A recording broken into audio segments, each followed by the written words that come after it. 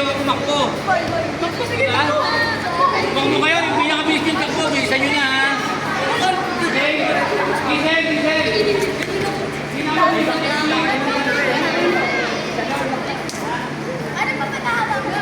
Ilang kayo, yung pinaka-best technique ha.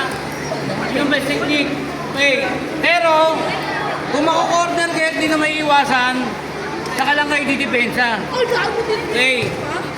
So, pag didepensa kayo dito, Wow, nakalak. isipin nyo, nagka-training lang kayo.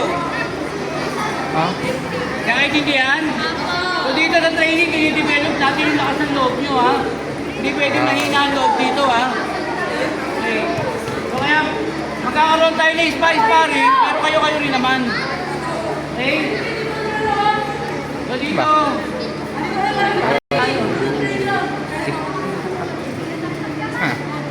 eh, pinaka-common na saksak ito. Yan, pinaka-common na saksak. Yan ang pinaka-common na saksak ha. Okay. So kasi dati, kung marunong talaga sumaksak, kadalasan talaga nakasaksak na ganyan. Lalo na kung tataksak sa inyo, kung wet ka na nakaganyan, tumakbo na talaga kayo, pinakamabilis yung takbo. Okay. Magaling eh. So sabihin, Marunong. hindi sanay yun. Okay. Pero yung hawak ng ano nyo, ng kalaban nyo, ganyan lang, baka kayanin nyo pa. Okay?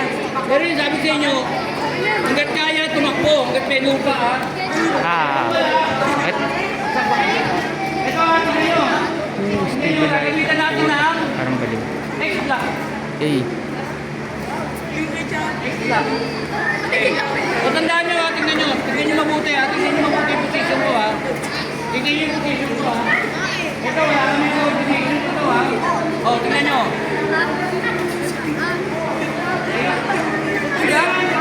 Malayo kayo dito. Nakatusok ako. Ha? Kailangan malayo kayo doon. Okay. Anton. Doon nga, diba? Kailangan malayo kayo dyan. Kapag malayo kayo, malayo yung dyan na Iga-grab. abutin kayo niyan, ha? Okay. Kailangan kahit dito sa kamay nyo, hindi kayo aabutin yan. Kailangan naka-X-lock. Iga-grab yan. Okay. O X-lock. Tapos ito, kukunin nyo ito. 1. Ito kukunin natin. Ito yung kukunin natin nyo. 1 dito. Tignan nyo kung saan kukunin natin dito. Kasi naka-X-lock ako dito. Yan o. Para sigurado, dalawahin nyo. Dalawahin nyo siya. Dalawahin nyo siya, diba? Nakahata kayo. Ang sakit. Okay.